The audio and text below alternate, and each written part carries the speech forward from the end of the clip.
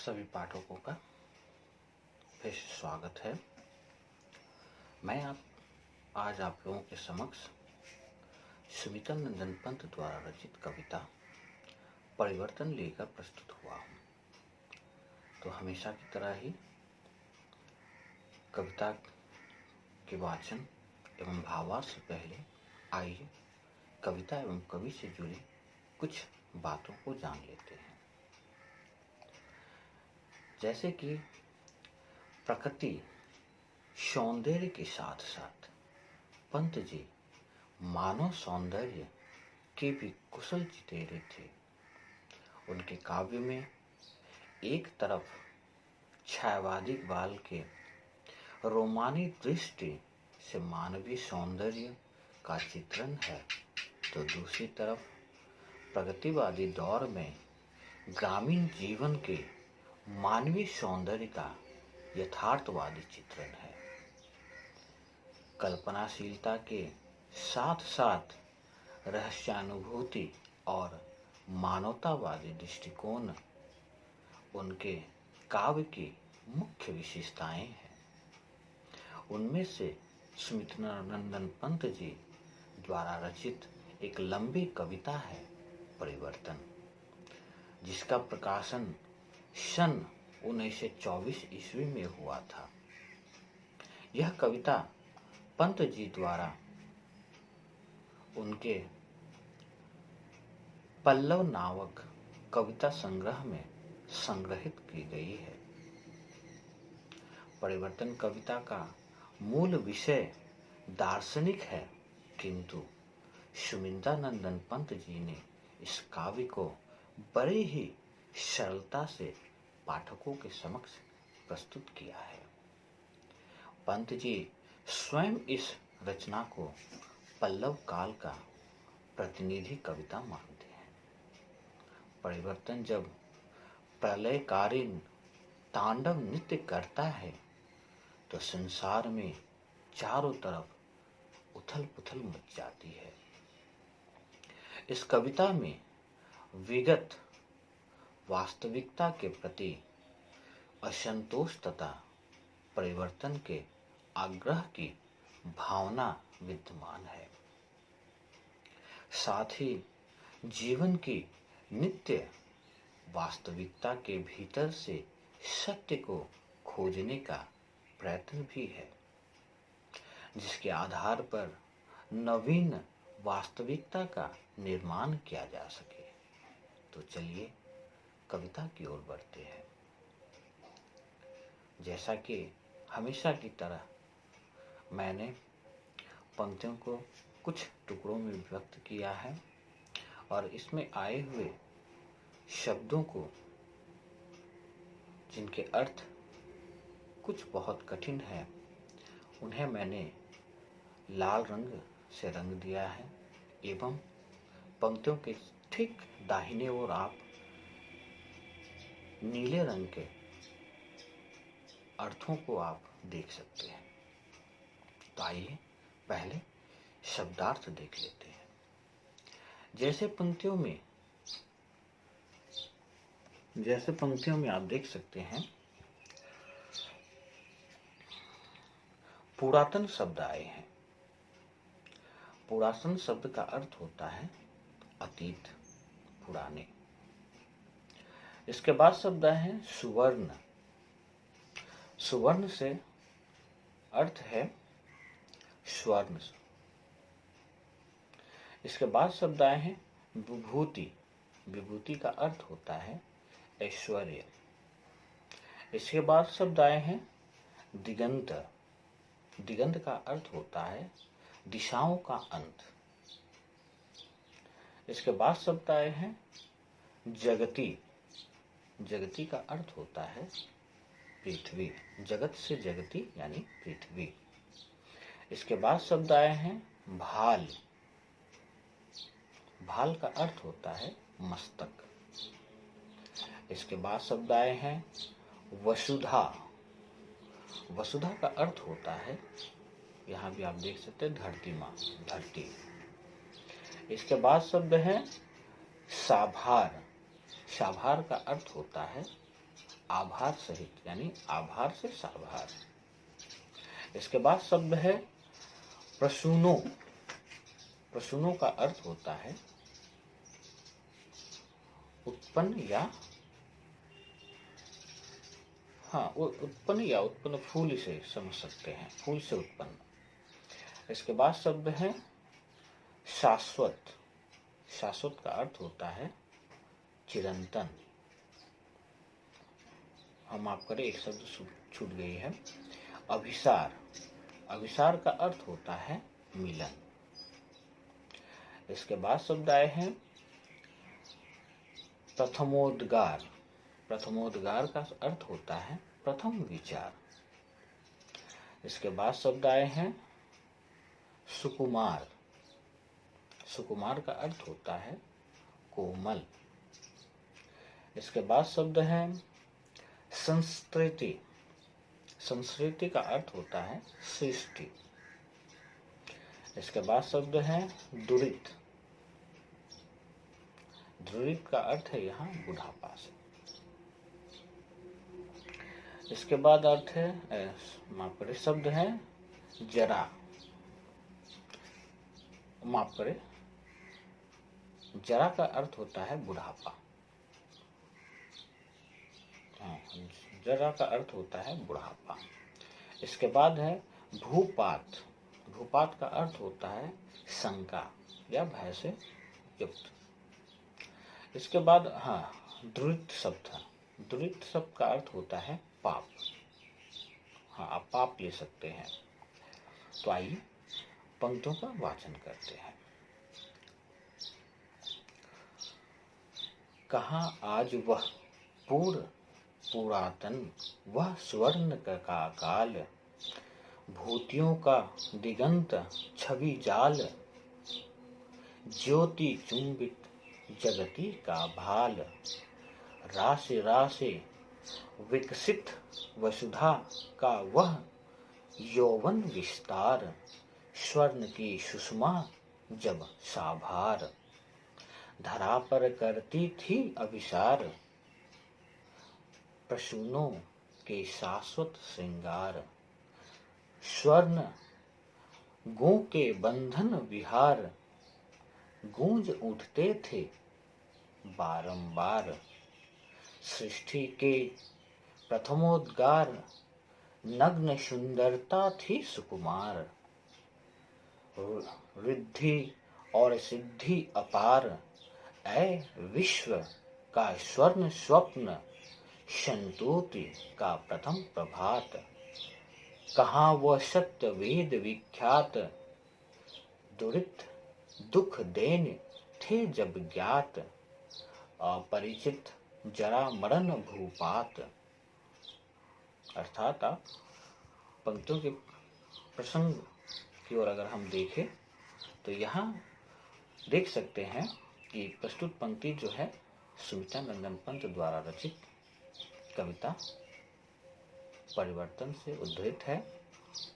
यह कवि ने भारतवर्ष के वैभवपूर्ण और समृद्ध अतीत का उल्लेख करते हुए समय के साथ साथ देश की भौगोलिक, सामाजिक, सांस्कृतिक परिस्थितियों में होने वाले परिवर्तनों का संकेत भी किया है।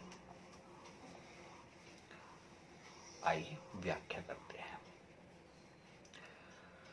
कवि के अनुसार भारतवर्ष के वैभवपूर्ण व समृद्धशाली अतीत से वर्तमान की तुलना करते हुए कवि पंत कहते हैं कि आज हमारे समृद्धि और ऐश्वर्य कहाँ विलुप्त हो गए, जो हमारे स्वर्णिम अतीत की पहचान थे।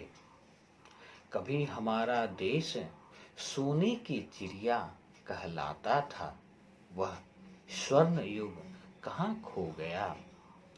प्राचीन युग में यहाँ चारों दिशाओं में इस छोर से उस छोर तक समृद्ध सुख का जाल फैला था।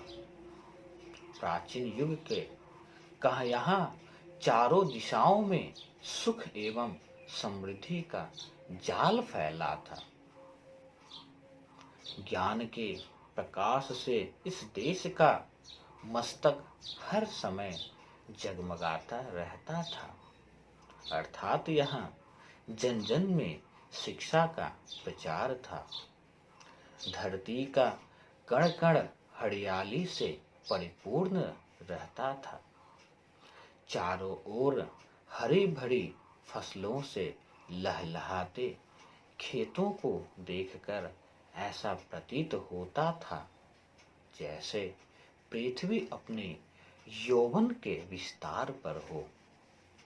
पृथ्वी पर चारों तरफ फैली हरियाली ऐसी दिखलाती थी मानो पृथ्वी का आभार मान स्वयं स्वर्ण की शोभा ही प्रेम मिलन हेतु यहाँ उतर आई हो।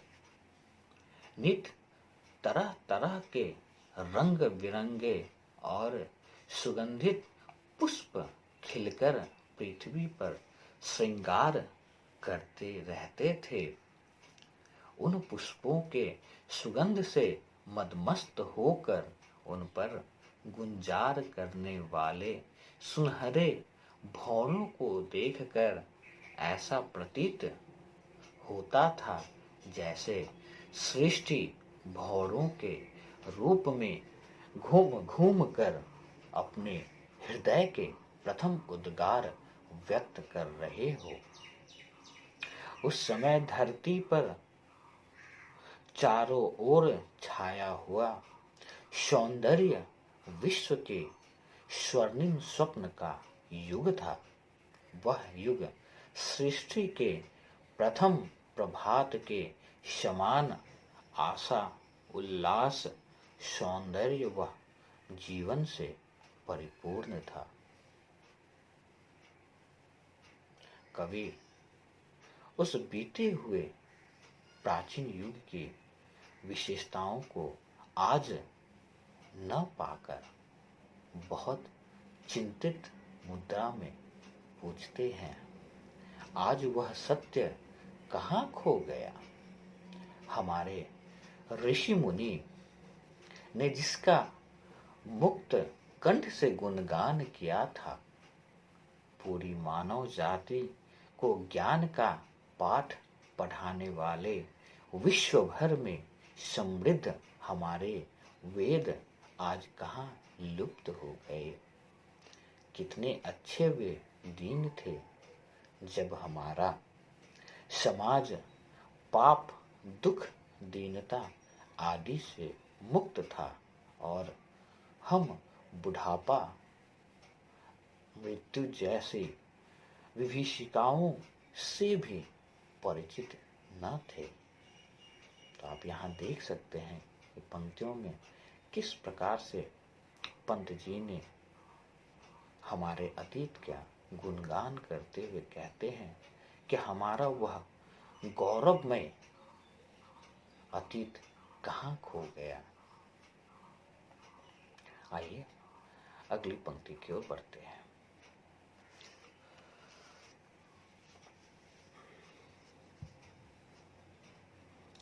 इनमें भी शब्द आए हुए हैं। पहला शब्द है सौरभ। सौरभ का अर्थ होता है सुगंध। इसके बाद शब्द आए हैं मधुमास। मधुमास का अर्थ होता है बसंत का महीना। इसके बाद शब्द है शिशिर।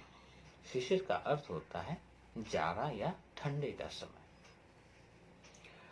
इसके बाद शब्द है मधु ऋतु। मधु ऋतु यानी उपरोक्त की तरह बसंत का महीना, बसंत ऋतु। इसके बाद शब्द है गुंजरित। गुंजरित का अर्थ होता है गुंजार युक्त। इसके बाद शब्द आए हैं अकिंचनता। अकिंचनता का अर्थ होता है निर्धनता। इसके बाद शब्द है पावस। पावस का अर्थ होता है बरसाती नदी। पावस का एक और अर्थ होता है पवित्र अग्नि, परंतु यहाँ पावस का अर्थ है बरसाती नदी। इसके बाद शब्द आए हैं कराल। कराल का अर्थ होता है कठोर या भयंकर। इसके बाद शब्द है अखिल। अखिल का अर्थ होता है संपूर्ण, सारा, संपूर्ण। इसके बाद शब्द है कचन। कचों। कचों का अर्थ होता है केस या बाल। इसके बाद शब्द आए हैं व्याल। व्याल का अर्थ होता है सांप की केचुली। इसके बाद है कांस और सिवार। कांस का अर्थ होता है एक फूल है, पुष्प की जाति है। और सिवार का अर्थ होता है काई वाली घास, काई लगी हुई घास कह सकते हैं। तो आइए पंक्तियों का वाचन करते हैं। हाय सब मिथ्या बात, आज तो सौरभ का मधुमास। शिशिर में भरता सूनी सांस, वही मधुरितु की गुंजित डाल। वही मधुरितु की गुंजित डाल, झुकी थी जो यौवन के भार। अकिंचनता में निज तत्काल, सिहर उठती जीवन है भार। आज पावस नद के उद्गार, काल के बनते चिन्ह कराल। प्रातः का सोने का संसार, जला देती संध्या की ज्वाल। अखिल यौवन के रंग उभार, हड्डियों के हिलते कंकाल। हड्डियों के हिलते कंकाल, कचों के चिकने काले व्याल। केचुली कांस सिवार, गूंजते हैं सबके दिनचार। सभी फिर हाहाकार। तो आप देख सकते हैं प्रस्तुत पंक्ति किस प्रकार से कवि ने व्यक्त किया है। आइए प्रसंग की ओर बढ़ते हैं। प्रस्तुत पद्यांश में के माध्यम से कवि अतीत के गौरवपूर्ण समय से वर्तमान समय की तुलना की गई है। तो आप देख सकते हैं प्रस्तुत पंक्ति में किस प्रकार से अतीत एवं वर्तमान की तुलना की गई है। आइए पंक्तियों की व्याख्या करते हैं।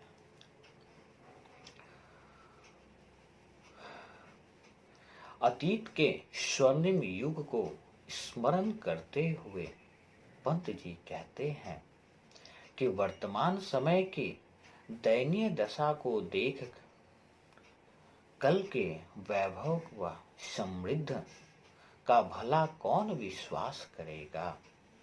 आज तो अतीत की वे सारी बातें व्यर्थ व झूठी प्रतीत होती है। आज तो चारों ओर सुगंध बिखेर देने वाला बसंत शिशिर अर्थात जारे का रूप धारण कर निर्जनता में गहरी सांसें भर रहा है। अर्थात मानव जीवन की सुख समृद्धियां आज दुख और दीनता में बदल गई है। बसंत ऋतु में भौरों के समूहों से गुंजायमान वृक्षों की जो डालियां नए नए पत्तों और फूलों से लदकर झुक जाती थी, आज वही डालियां नौ पत्ते मंजर व पुष्पों के लिए तरस रही है। कवि उक्त उदाहरणों के द्वारा यह स्पष्ट करना चाहता है कि समय परिवर्तनशील है। समय की भीषण तबाही मचाती है वही नदियां वर्षा ऋतु के बीत जाने के पश्चात अपना अस्तित्व बचाने के लिए संघर्ष करती नजर आती है और रेत, कचरा, झाड़ आदि के रूप में बस अपने कुछ चिन्ह छोड़ जाती है। सुख के बाद दुख के आने का दूसरा उदाहरण देते हुए कवि फिर से कहते हैं कि सवेरा होने पर सूर्य की प्रथम किरण आग, कह सकते हैं कि सूर्य की प्रथम किरण जब अपनी सुनहरी किरणों के कारण समस्त धरती और पूरी प्रकृति सोने के रंग में रंग जाती है। अर्थात कहते हैं उदाहरण देकर कि सूर्य के प्रथम किरणें पड़ने से एक तरफ पूरा पृथ्वी जो है स्वर्ण रंग से रंग जाती है, पर दिन चढ़ने पर सूर्य की आग अर्थात उभार उसे मजबूत और आकर्षक बना देते हैं। किंतु वृद्धावस्था आने पर वही मानव शरीर हड्डियों का ढांचा मात्र रह जाता है। कहने का तात्पर्य यह है कि उदाहरण में कह रहे हैं कवि कि सूर्य की प्रथम किरण जब पृथ्वी पर पड़ती है तो पूरा पृथ्वी जो है स्वर्ण रंग से रंग जाती है, परंतु वही सूर्य जब समय बढ़ता है तो उसके प्रचंड गर्मी से पूरा पृथ्वी जो है वह जल जाता है और जलकर भस्म हो जाता है। यौवन अवस्था भी उसी प्रकार है। शरीर जब यौवनावस्था में होती है तो उसका पूरा शरीर जो है सुंदरता से भर जाता है, यौवन उभर जाता है, परंतु वही शरीर जब वृद्धावस्था की ओर बढ़ती है तो मांस पिंजर नहीं रह जाने के कारण केवल हड्डियों का ढांचा मात्र रह जाता है और उससे में कोई आकर्षण शेष नहीं रहता। काले सर्प के सदृश चिकनी सुंदर केश सर्प की खींचुली सी मलिन अर्थात बेजान कांस के पुष्प से सफेद एवं काई के समान उलझे हुए दिखने लगते हैं। तो यहाँ बालों का उदाहरण भी देते हुए कहते हैं कि यौवना अवस्था में वही बाल कितने सुंदर, कितने मुलायम, कितने चमकीले होते हैं, परंतु बुढ़ापा आते ही वही केशों का लट जो है ऐसे लगता है जैसे सांप ने केचुली फेर कर रख दिया है।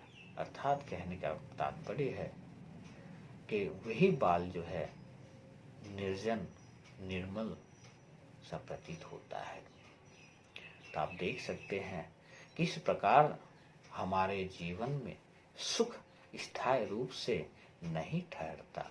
सुख के 4 दिनों के बीत के बाद दुख का आना तय है। आइए अगली पंक्ति की ओर बढ़ते हैं। यहां दिया गया है,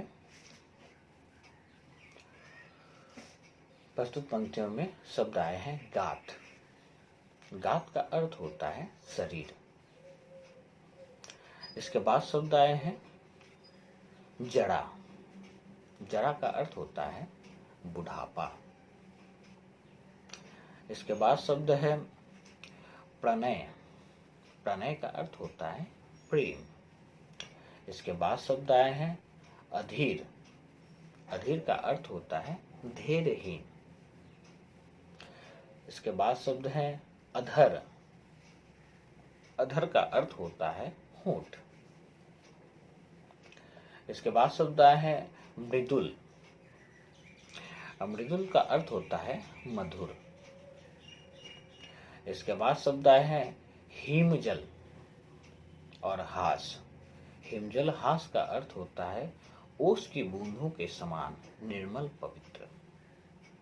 हिमजल हास यानी ओस की बूंदे। इसके बाद शब्द आए हैं शरत। शरत का अर्थ होता है चिंता विहीन। चिंता विहीन। इसके बाद शब्द आए हैं शरत काल। यानी शरत काल का अर्थ है शरत काल का स्वच्छ आकाश। शरत काश, माफ करें, शरत काश का अर्थ होता है शरत का स्वच्छ आकाश। इसके बाद शब्द आए हैं घन। घन का अर्थ होता है बादल। इसके बाद शब्द है विधुर।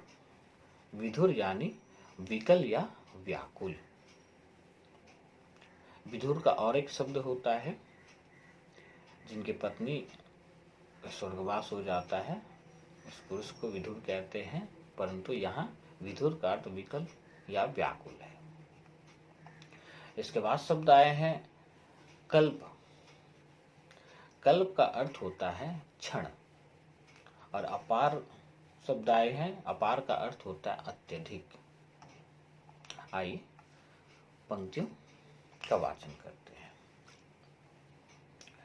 आज बचपन का कोमल गात, जरा का पीला पात, 4 दिन सुखद चांदनी रात, और फिर अंधकार अज्ञात, शिशिर सा झड़ नयनों का नीर, ढुलस देता गालों के फूल, प्रणय का चुंबन छोड़ अधीर, अधर जाते अधरों को भूल, मृदुल होठों का हिमझल हास, उड़ा जाता निश्वास समीर, शरत भौहों का सरदा काश, घेर लेते घन घिर गंभीर, शून्य सांसों का विधुर वियोग, छुड़ाता अधर मधुर संयोग, मिलन के पल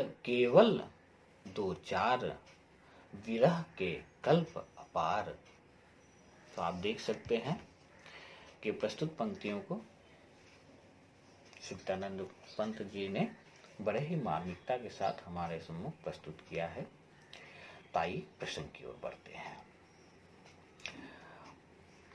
प्रस्तुत पद्यांश में कवि ने विविध उदाहरणों के माध्यम से समय की परिवर्तनशीलता को स्पष्ट करने की कोशिश की है।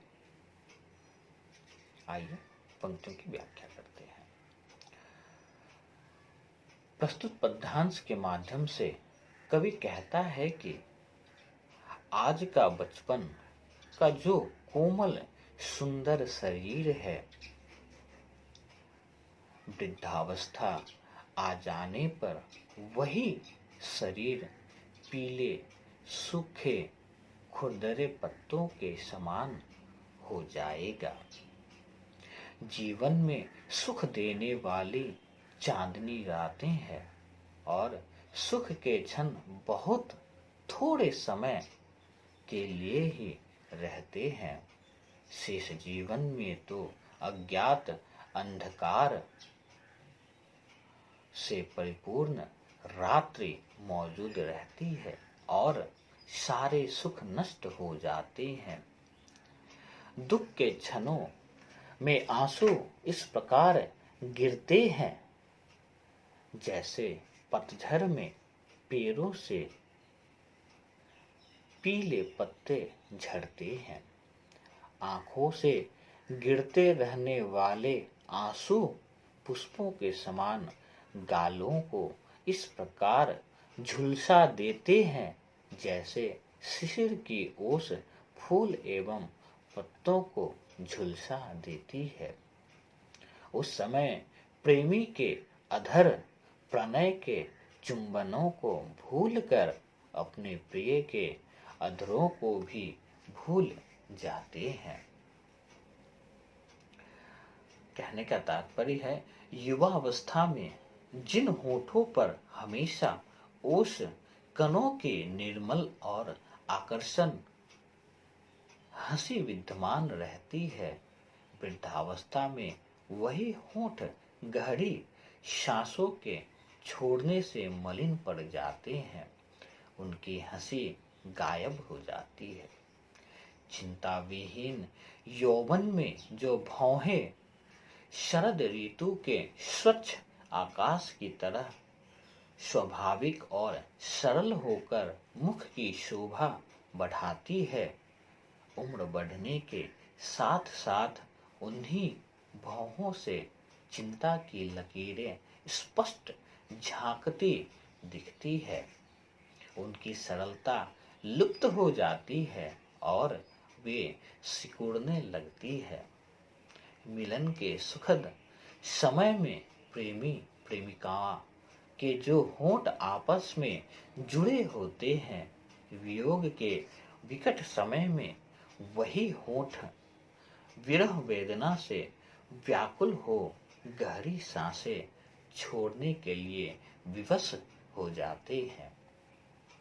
इस प्रकार मिलन का समय अल्प है, जबकि वियोग की दीर्घ होता है, अर्थात सुख कुछ समय साथ रहकर चला जाता है, जबकि दुख का प्रभाव लंबे समय तक बना रहता है। तो आप देख सकते हैं कि पंत जी विभिन्न उदाहरणों के माध्यम से हमारे जीवन के उतार चढ़ाव को हमारे सम्मुख रखते हैं। आइए अगली पंक्ति की ओर बढ़ते हैं। अगली पंक्ति में शब्द आए हैं अपलक। अपलक का अर्थ होता है बिना पलक झपके। इसके बाद शब्द है आठ आंसू। आठ आंसू एक मुहावरा है। आठ आंसू का अर्थ होता है फूट फूट कर रोना। इसके बाद शब्द आए हैं निरुपाय। निरुपाय का अर्थ होता है बिना उपाय का, अर्थात विवश।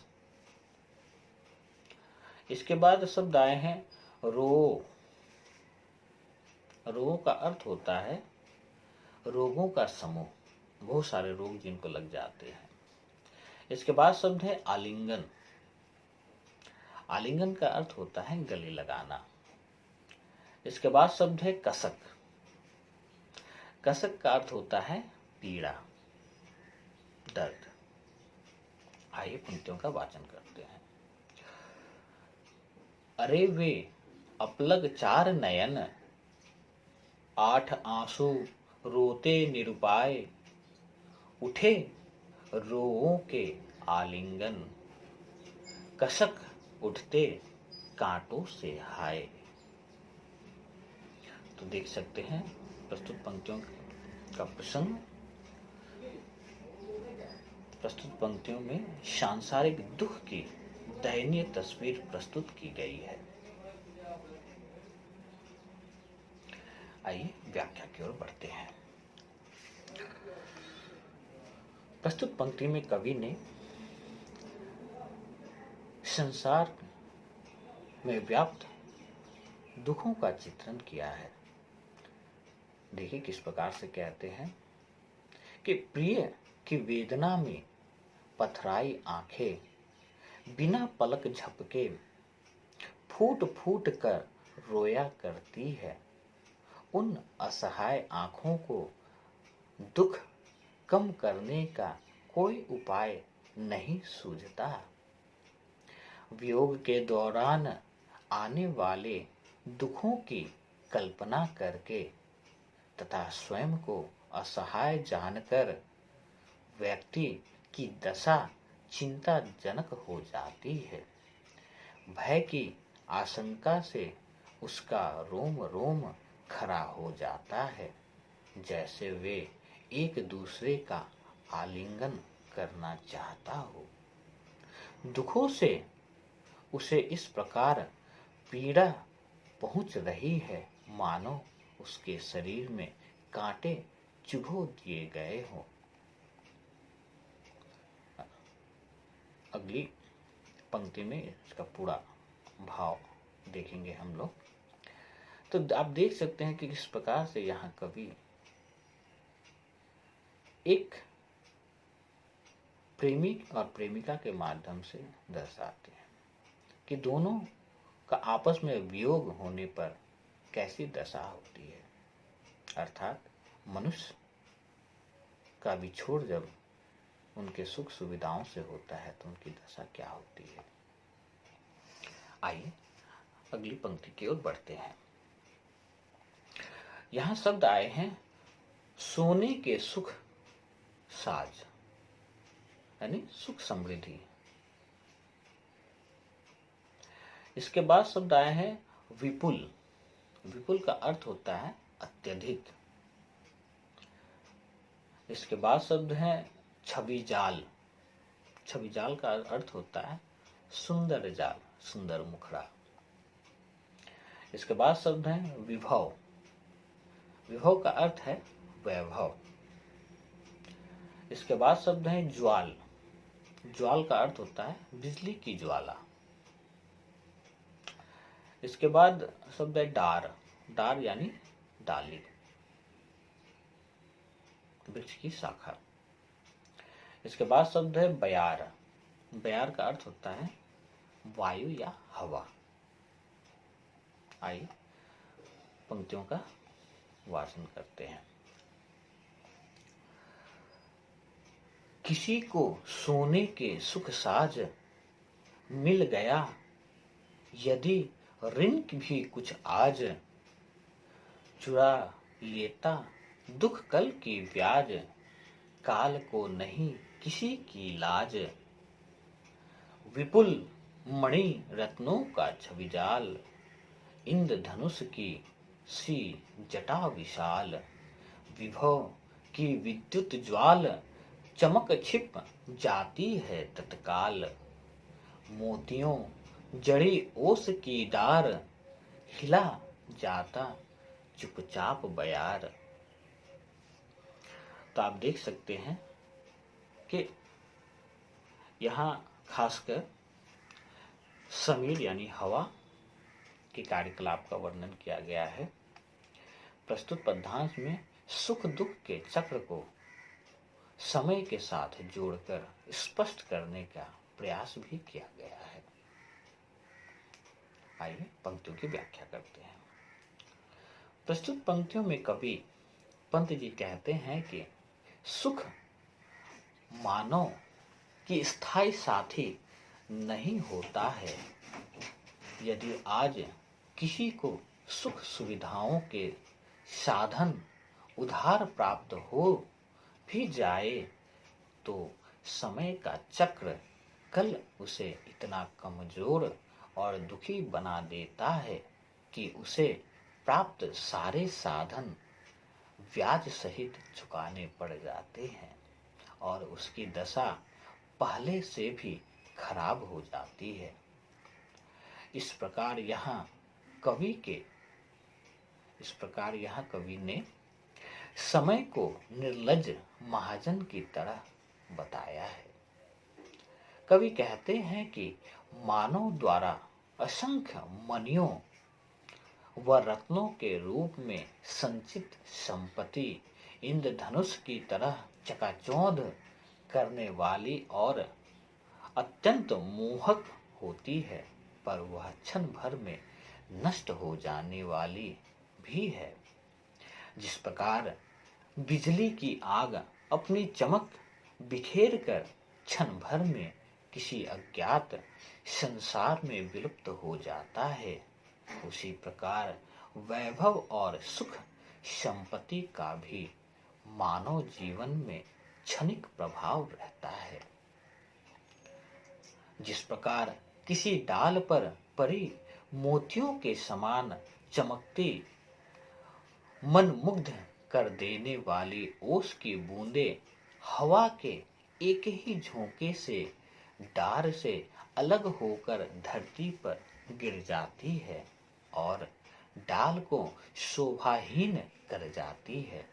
उसी प्रकार समय रूपी क्रूर हवा के झोंके क्षण भर में व्यक्ति द्वारा अर्जित किए गए ऐश्वर्य व सुख समृद्धि के सारे साधनों को अपने साथ उड़ा ले जाती है।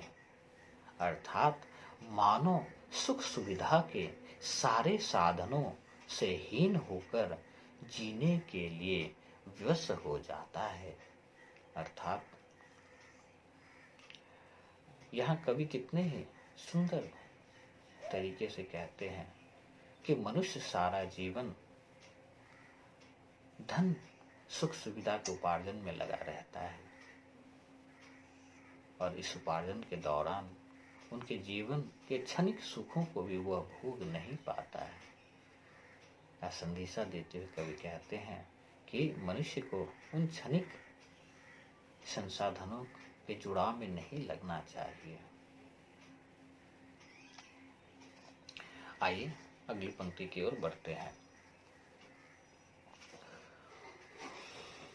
यहां शब्द आए हैं लोचन। लोचन का अर्थ होता है आंख, नयन। इसके बाद है शब्द हास। हास का शब्द होता है हंसी। इसके बाद शब्द आए हैं हुलास। हुलास का अर्थ होता है उल्लासपूर्ण क्रियाएं। इसके बाद शब्द आए हैं अवसाद। अवसाद का अर्थ यहाँ दुख से है। इसके बाद शब्द आए हैं उच्छ्वास। उच्छ्वास का अर्थ होता है दुख की स्थिति में लंबी लंबी सांसें भरना। इसके बाद शब्द है अचरिता। अचरिता का अर्थ होता है क्षणिकता। इसके बाद शब्द आए हैं अहोगन। अहोगन का अर्थ होता है नक्षत्र माला। आइए पंक्तियों का वाचन करते हैं। खोलता इधर जन्म लोचन, मूंदती उधर मृत्यु छन छन।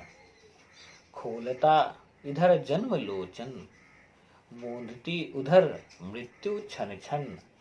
अभी उत्सव और हास हुलास, अभी अवसाद अश्रु उच्छ्वास। अचरिता देख जगत की अपार, अचरिता देख जगत की आप। शून्य भरता समीर निश्वास, डालता पातों पर चुपचाप। ओस के आंसू नीलाकाश, शिसक उठता समुद्र का मन। सिहर उठते अहोगन। तो यहाँ यही कवि कह रहे हैं कि सुख दुख के आगमन को यहाँ परिवर्तन के माध्यम से कवि ने दिखाने की चेष्टा की है कि सुख या दुख वह हमारे जीवन में क्षणिक मात्र होता है। जिस प्रकार से प्रकृति में परिवर्तन होते हैं उसी प्रकार से जो है हमारे जीवन में भी परिवर्तन आता रहता है। तो प्रस्तुत पंक्तियों के प्रसंग की ओर अगर हम देखें तो प्रस्तुत पद्यांश में परिवर्तनशील संसार का कारुणिक चिंतन किया गया है। तो चलिए पंक्तियों की व्याख्या करते हैं। संसार की परिवर्तनशीलता को स्पष्ट करते हुए पंत जी कहते हैं कि इस मृत्यु लोक में जन्म मरण का चक्र सदा चलता रहता है। एक ओर कितने ही मानव धरती पर जन्म लेकर अपनी आंखों से संसार को देखते हैं, तो दूसरी ओर मृत्यु को प्राप्त होने वाले कितने ही लोग हमेशा के लिए अपनी आंखें मूंद कर इस लोक से विदा हो जाते हैं। इस प्रकार एक और जन्म लेने पर हर्षोल्लास के साथ उत्सव मनाया जाता है, तो वहीं दूसरी ओर मृत्यु के शोक में आंसू बहाए जाते हैं। वास्तव में इस संसार का अद्भुत विधान है। कभी कभी जहां आनंद और उल्लास का साम्राज्य फैला था, अगले ही क्षण वहां दुख बरबस आकर अपना प्रभाव जमा लेता है। कवि को ऐसा प्रतीत हो रहा है जैसे संसार की क्षणिकता देख पवन आकर अपना प्रभाव डाल कर आहें भरने के लिए विवश कर देता है। नीला आकाश से भी यह सब नहीं देखा जाता और वह व्यथित होकर अश्रुरूप में पेड़ की शाखा पर ओस की बूंदें टपकाने लगता है। सागर भी धीरज खोकर सिसकियां ले रहा है और ग्रह तारे भी करुणा से परिपूर्ण उस दृश्य को देख कांप उठते हैं। तो आप देख सकते हैं कि यहाँ पीड़ा की घड़ी में किस प्रकार से समुद्र, आकाश आदि के माध्यम से यहाँ कवि ने उदाहरण देते हुए कह रहे हैं। आइए अगली पंक्ति की ओर बढ़ते हैं।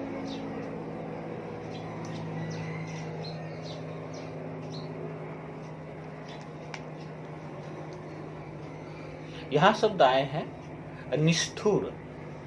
निष्ठुर का अर्थ होता है कठोर। इसके बाद शब्द है तांडव नर्तन। तांडव नर्तन का अर्थ होता है प्रलयकारी नृत्य, अर्थात तांडव नर्तन करते हुए भगवान शिव को देखा जाता है। इसके बाद है शब्द विवर्तन।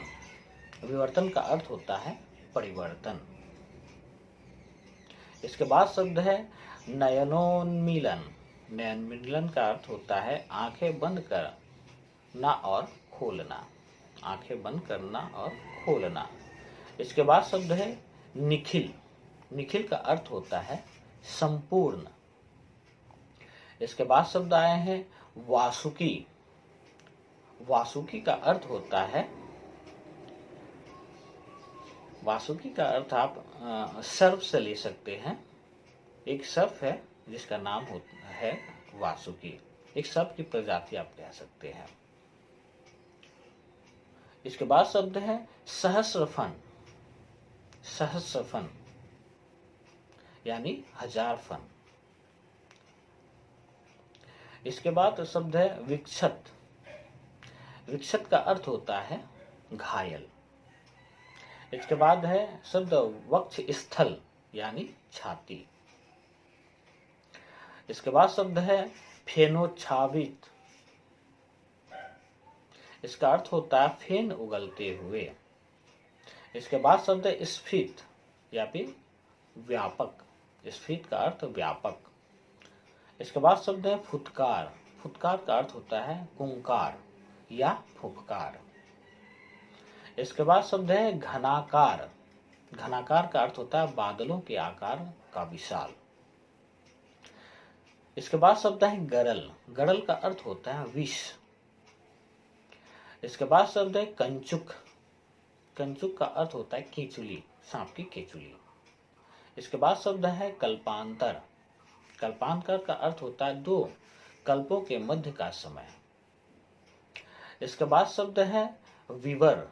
विवर का अर्थ होता है छिद्र। इसके बाद शब्द है वक्र कुंडल यानी गोल घेरा। इसके बाद शब्द है दिग्मंडल। दिग्मंडल का अर्थ होता है दिशाओं का घेरा। आइए पंक्तियों का वाचन करते हैं। अरे निष्ठुर परिवर्तन, अरे निष्ठुर परिवर्तन, तुम्हारा ही तांडव नर्तन। विश्व का करुण परिवर्तन, तुम्हारा ही नयनोन्मीलन। निखिल उत्थान पतन, अरे वासुकी सहस्रफन। लक्ष्य अलक्षित चरण, तुम्हारे चिन्ह निरंतर। छोड़ रहे हैं जग के विश्व विक्षत वक्ष स्थल पर। शत शत फेनोच्छादित स्फीत फुत्कार भयंकर घुमा रहे हैं घनाकार जगती का अंबर। मृत्यु तुम्हारा गरल दंत कंचुल कल्पांतर अखिल विश्व ही विवर वक्र कुंडल विदंग मंडल। आइए पंक्तियों की प्रसंग की ओर बढ़ते हैं। तो प्रस्तुत पद्यांश में परिवर्तन को विनाशक तथा सर्व के राज वासुकी के समान बताया गया है। आइए पंक्तियों की व्याख्या करते हैं। प्रस्तुत पद्यांश में कवि कहते हैं कि हे निष्ठुर परिवर्तन, जब तुम प्रलयकालीन तांडव करते हो तो उसमें भंवर में फंसकर इस विश्व का करुण अंतर हो जाता है। इस संसार में जो उत्थान पतन होते हैं, इस संसार में जो उत्थान पतन होते हैं, क्रांतियां होती है, वे मानो तुम्हारे नेत्रों के खुलने और बंद होने के साथ ही होती है। अर्थात तुम्हारे नेत्र खोलने पर उत्थान और बंद करने पर जैसे पतन होता है। हे सहस्र फनों वाले वासुकी सर्प, तुम्हारे लाखों अदृश्य चरण इस संसार के घायल वक्षस्थल पर निरंतर अपने चिन्ह छोड़ते रहते हैं। तुम्हारे विष के झागों से भरी हुई और सारे विश्व को अपनी लपेट में ले लेने वाली सैकड़ों भयंकर फुंकारे इस संसार के मेघों के आकार से परिपूर्ण आकाश को निरंतर घुमाती रहती है। हे परिवर्तन रूपी वासिका, माफ करें, हे परिवर्तन रूपी वासुकी, मृत्यु ही तुम्हारा जहरीला दंत है। दो कल्पों के बीच का समय ही मानो तुम्हारी केंचुली है। यह समस्त संसार ही मानो तुम्हारे रहने की बिल है, अर्थात रहने का घर है, और दिशाओं का घेरा ही माना तुम्हारी गोलाकार कुंडली है। तो आप देख सकते हैं कि कितने ही सुंदर तरीके से कवि ने यहाँ परिवर्तन कविता के माध्यम से हमारे समक्ष जीवन में सुख दुख, जीवन के परिवर्तन एवं प्राकृतिक परिवर्तन को एक साथ पिरोकर हमारे समक्ष प्रस्तुत किया है। इस प्रकार हम इन पंक्तियों के माध्यम से कवि ने जो संदेश दिया है उसे हम देख सकते हैं। परिवर्तन कविता में कलात्मकता का पूर्ण समावेश हुआ है। इस कविता में पंत जी ने दर्शन की अभिव्यक्ति सरस ढंग से की है। पंत जी यहाँ जगत को नाशवान बताकर व्यक्ति को सचेत किया है कि वह अहंकार को त्याग दे और जीवन की वास्तविकता को समझकर संयमवादी आचरण करे, अर्थात संयम करे, किसी के साथ दुराचार ना करे। अंत में यही कहूँगा कि परिवर्तन कविता पंत जी की एक शिक्षाप्रद एवं उच्च कोटि की दार्शनिक कविता है। तो आशा करता हूँ कि आज का व्याख्यान आप लोगों को पसंद आया होगा। तो अगर आप लोगों को पसंद आता है तो कृपया एक लाइक जरूर करें। धन्यवाद।